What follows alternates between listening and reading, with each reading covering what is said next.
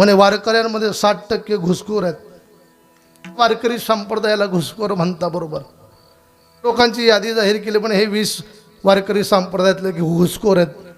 कोण आहेत महाराज ते लोक?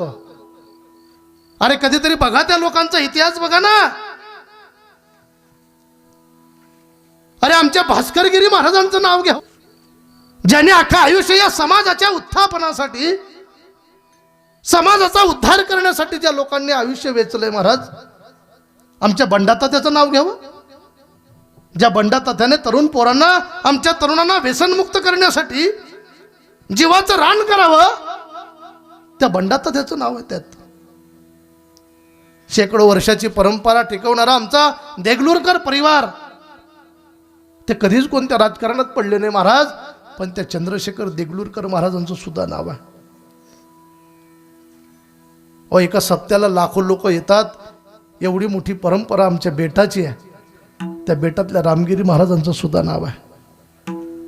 काय चुके हो, काय चुके त्या महाराज लोकांची मला सांगा ना. जर आमच्या धर्मावर अत्याचार होत असेल, आमच्या धर्मातल्या लोकांचं धर्मांतरण केलं जात असेल, आमच्या पोरी पळवल्या जात असतील, लवजियात होत असेल, आमच्या हिंदूंच्या जमिनी बळकवल्या जात असतील, आमच्या मंदिरे उद्ध्वस्त केले जात असतील, आमच्या मिरवणुकांवर दगड फेकले जात असतील, आमचे कीर्तन बंद केले जात असतील, आणि या सगळ्या दृष्टीने जर आमच्या हिंदू समाजाला जागृत करण्यासाठी धर्म जर कोणी कीर्तनात सांगत असेल, तर अशा लोकांना घुसखोर म्हणतात तुम्ही.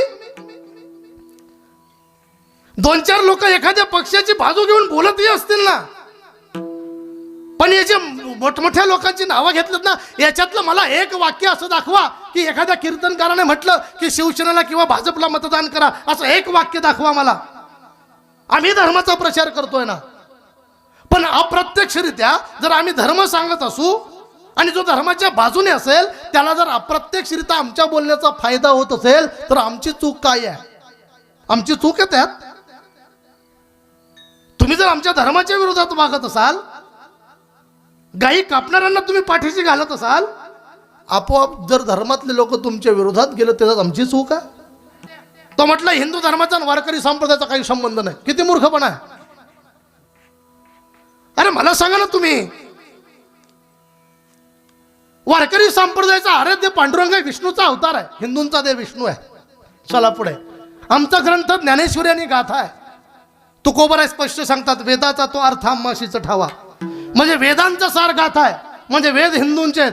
मग वारकरी संप्रदायाचा ग्रंथ वारकरी संप्रदायाचा ग्रंथ गाथा आहे आणि श्रीमद भगवद्गीता आहे. गीता कशावर टीका आहे? श्रीमद भगवद्गीतेवर. हिंदूंचा धर्मग्रंथ आहे श्रीमद भगवद्गीता, आणि गीतेवर ज्ञानेश्वरी टीका आहे. मला सांगा, ज्ञानेश्वरी जर वारकरी संप्रदायाचा ग्रंथ असेल, तर वारकरी संप्रदाय हिंदू धर्माचा भाग कसा नाही? किती मूर्खपणा आहे. बोलताना काही बोलतात, पण दुर्भाग्य महाराज, हे वारकरी संप्रदायाचं दुर्दैव आहे. प्रतिगामी आणि पुरोगामी असा भेद केला जातोय. आणि मी तुम्हाला सगळ्यांना सांगतोय, हे सगळ्यात मोठं षडयंत्र. यांनी सगळे प्रयत्न करून पाहिले, पण आता यांची डाळ शिजत नाहीये. म्हणून आता वारकरी संप्रदायामध्ये तेढ निर्माण करण्याचं काम सुरू आहे. प्रतिगामी आणि पुरोगामी असे 2 भाग करतात वारकरी संप्रदायात. वारकरी संतांचा जर आपण विचार केला, तर वारकरी संतांनी काय सांगितलंय? रामकृष्णाचं भजन करा. राम आणि कृष्ण हिंदूंचे आहेत. मग वारकरी संप्रदाय हिंदूंपासून वेगळा कसा आहे? हिंदू धर्माचाच एक भाग आहे ना, हिंदू धर्माचीच एक शाखा आहे ना. काही स्वतःला पुरोगामी म्हणतात. काही इतके हरामखोर लोक जन्माला आलेत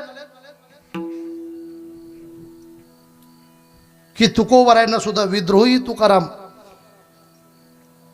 कोणत्या स्थितीमध्ये जगतोय आपण?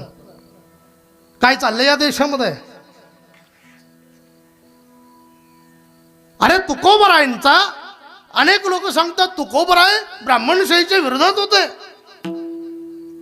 या हरामखोरांना लाज वाटली पाहिजे. इथे तुकोबरायांचा फोटो आहे, मागे 14 टाळकरी आहेत. 14 टाळकऱ्यांपैकी किती टाळकरी ब्राह्मण आहेत बघा. निम्मे चाडकरी तुकोबरायांचे ब्राह्मण आहेत. चला, तुकोबरायांच्या शेवटच्या टप्प्यातले 2 ताकदीचे शिष्य निळोबाराय आणि संत बहिणाबाई दोघही ब्राह्मण कुळात जन्माला आलेत. अरे वारकरी संप्रदायाने मुळात कोणाची जातच विचारली नाही महाराज. स्वतः तुकोबरायांनी वैकुंठातून येऊन ज्यांच्यावर कृपा केली ते निळोबाराय कुलकर्णी आहेत आणि बहिणाबाई पाठक आहेत आणि सगळी कृपा त्यांच्यावर केली तुकोबरायांनी.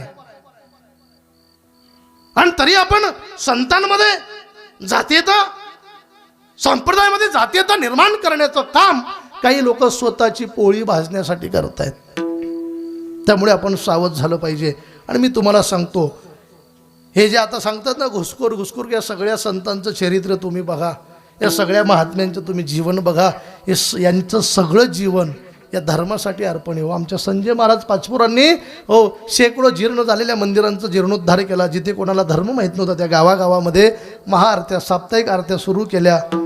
गोशाळ्यांना मोठ्या प्रमाणात मदत करतायत. आणि अशा लोकांना तुम्ही घुसखोर म्हणतायत.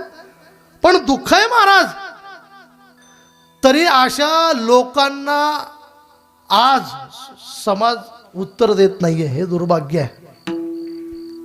एखाद्या जातीवर टीका झाली ना, आम्ही लाखोने रस्त्यावर उतरतो. पण आमच्या संतांवर, आमच्या धर्मावर, आमच्या देवावर रोज टीका टिप्पणी केली जाते. त्याचा आम्हाला खेद वाटत नाही. हे तुमच्या आमच्या धर्माचं दुर्दैव आहे. विठ्ठल.